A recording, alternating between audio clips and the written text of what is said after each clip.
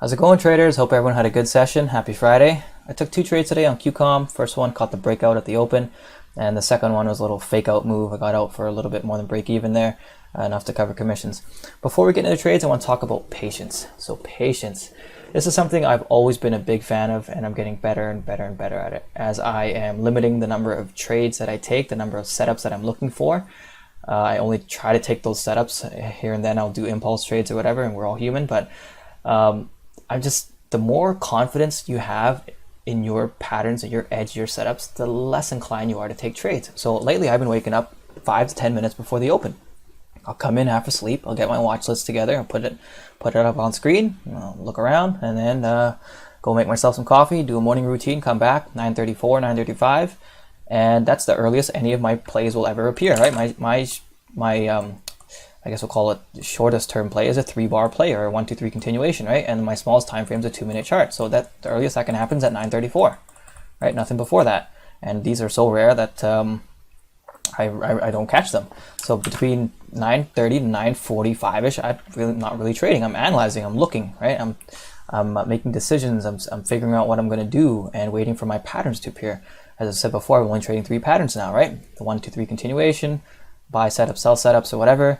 Base breakouts, which are kind of in the same category there, just correction through time instead of price, and climactics, right? Climactics. And when you limit yourself to very few patterns, you know what you're looking for every single day. You don't feel the need to impulse. You don't feel the need to take trash and force things because you know that's not your area of expertise, right? Just trusting in your edge, and it makes being patient much easier. So anyways, enough about that. Let's get into QCOM. So QCOM, nice gap over this pivot area. These wicks took that out. Didn't have it on my watch list, but my trading buddy called it, so QCOM's moving. So I pulled it up and I was like, wow, this is interesting. I thought this was all-time highs. There's 2 levels here. This will be important later on, why these 2 levels matter. So 93.90 and 94.10. That's 20 cents apart. Doesn't seem like much, but you'll see in the intraday time frame why that's relevant. I thought this was all-time highs, but it turns out in the .com bubble, I think back in 2000 or something, it was as $100, but I didn't think that was going to be relevant for today. So anyways, QCOM, right? It had made a big move up and then started rejecting these areas, right? The areas where the 2 levels were. And that's when I started stalking it for a move. I was like, okay, it looks like we're basing here, right? We had a nice move up, we rejected the VWAP, came back up, and we're challenging the base. We broke out over the first level. I was like, okay, if we break out over the first level, hopefully momentum can carry us through the second level, right? So I got in when it pulled in on this little pullback here. It pulled back and it didn't go anywhere else. It went sideways, right? We started basing. So my original stop was here. I had my stop here and I just held through. I held through. It was a nickel from my stop in these areas, but what I started noticing was that price was being defended. Every time it would come down, someone was scooping up, right? Accumulation. That's a nice big volume right there, right? Accumulation. Someone's not letting this thing drop, right? We're going to see more examples of that later, but basically once it came out, came under, and the volume surged, the breakout occurred over the high of the day, right? And on the 15-minute chart, it was actually a 1, 2, 3 continuation. 4, 1, 2, 3, 4, right? 2 consolidation bars after the wide range bar. Everyone took it over the high and this high and put in another super wide range bar. So I scaled out for 5 hours here. In retrospect, I didn't manage this properly. I only took off a quarter here. I had 96, 97 in sight. And that was just based on the super wide range bars that were previously put in. So someone actually asked me this, said, Robert, weren't you scared to take QCOM because the ATR is only, well, at the time, I forget what it was. Let me just check my my daily chart here. The ATR at the time was like $2 or whatever, right? Now, one thing you got to remember about ATR is it's average true range. What does your typical stock do on an average day? Nothing, right? It's not in play. It's just moving with the markets, right? So average. And that's how I view it. I'm never constrained by ATR. I did this on AMD a few weeks back, right? Someone was like, oh, why did you add there? It was already over the ATR or whatever, right? Because AMD that day was breaking over all-time highs. There was a pattern, there was a setup, there was volume, it was moving, right? So what I typically do is that if something's moving, just look at that volume twice of normal, right? I look to the left, right? So I have my ATR, right? I have that as a benchmark or guideline. Then I look to the left. I say, okay, show me other wide range bars. These are nice. These are $3 bars. That was a nice day. That was a $4 bar, right? Come further back. Look for days that the thing was in play, right? I think there was a $20 bar back here where that was some legal news or whatever, right? So, and that's what I use to measure what the range is going to be. And lo and behold, what do we cover today? We covered $4, roughly the size of this bar. So ATR, you know, it's useful, but don't let it constrain you, because this is a breakout, right? Breakouts, what do they do by definition? They break the hell out, right? And there's going to be some legs behind that. There's going to be volume behind it. People are going to push the price higher, especially when you clear this nearing all-time highs, right? Or, you know, multi-decade highs. When you get over these pivots, I don't really think ATR is going to stop you there, right? So we broke out. We kind of went climactic. I didn't manage this the best way in retrospect. I probably should have taken more off here. I only took a quarter. Probably should have taken more off here, because it was getting semi-climactic, right? Super big bars, that 3 super big bars being put in on the 5. But I held through, and as I said before in prior videos, when you make 2 violent moves opposite directions, you're probably going to be starting to form a triangle or some sort of consolidation base, right? And that's what happened. We came under, okay, then the first people took the buy setup here, got faked out, right? Off a semi-climactic, never take the first buy setup, they got faked out. If they didn't stop out, they were given a second chance for a complex pullback. People went long here, I believe, right? Someone mentioned that on my Twitter. People took it long here. And lo and behold, we came up. We couldn't even get the prior high because there's too much selling going on here, right? Supply and demand, right? Demand down here and supply up here. So you're kind of forming this descending wedge, right?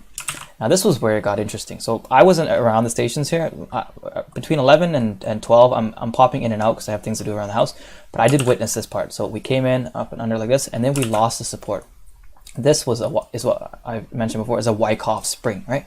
A Wyckoff spring. When something loses support and should initiate a move, right? This should have went like this. It should have lost it, came back to retest the level, reject the level, and started a fresh downtrend, right? Because everyone's stop was there. If you took these 5-minute pullbacks, complex pullbacks, or whatever, your stop is most likely here, right?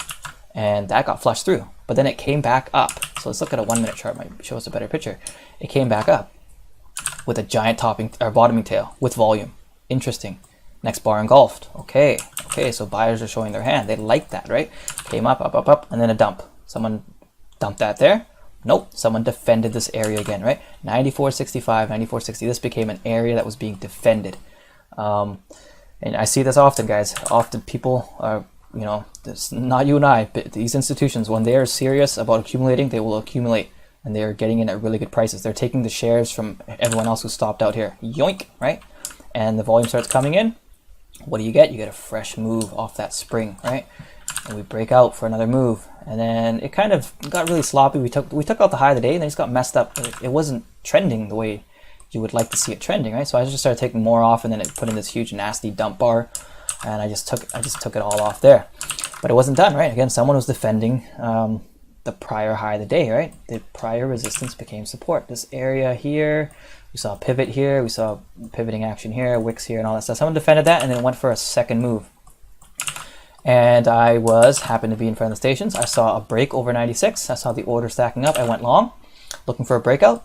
We did. We got a 20-cent move. And then it just stalled, right? It just didn't go anywhere on the 2-minute chart or 1-minute chart, whatever. It just was caught no legs. It started freezing. I was like, that's not a good sign. And one thing I've learned for breakouts, right? When you break out, you had better get follow through. Because if you kind of just stall, and then kind of just mess around here, people are going to start jumping ship, right? People jump ship at break even, people jumping ship, people get nervous, whatever. And it usually leads to these types of dumps, right? As everyone gets flushed out, shaken out, breakout, no follow through. But lo and behold, defense again, right? And it just coiled around for the rest of the day. It was just a mess after that. I'm glad I got out when I did, because you know, this is going nowhere, right? Just multiple peaks and basing and not going anywhere. Just slop. It's a mess. Right, so that was interesting. Those are the trades, basically. Gotta stop saying basically. It's stuck in my vocabulary. Wyckoff springs, complex pullbacks. This was a double. Complex pullback. Triangles. People defending price. We saw that down here before the breakout. Pattern failure, right? So this was a loss of support. Should have caused the triangle to fail. Ended up being a pattern failure, going the other way. That was interesting. In retrospect, yeah, I could have managed this better. If I had taken more off here, I would have been more inclined to add here on this after the spring. Add here, but I was going to be away from the station for a bit, and just looking at the markets, the Qs was a mess around that time. Was it QQQ? Whoops. around 11:30. We were flushing, coming in, testing areas, whatever. I didn't have confidence in the market today, as being holiday on Monday and everything, so didn't add. It would have been a nice little add with the remaining shares. Move the stop to here, add here area, and 2-to-1 on the new shares, whatever. So that's basically the day. Let me know if you guys have questions, comments down below. Thank you for watching.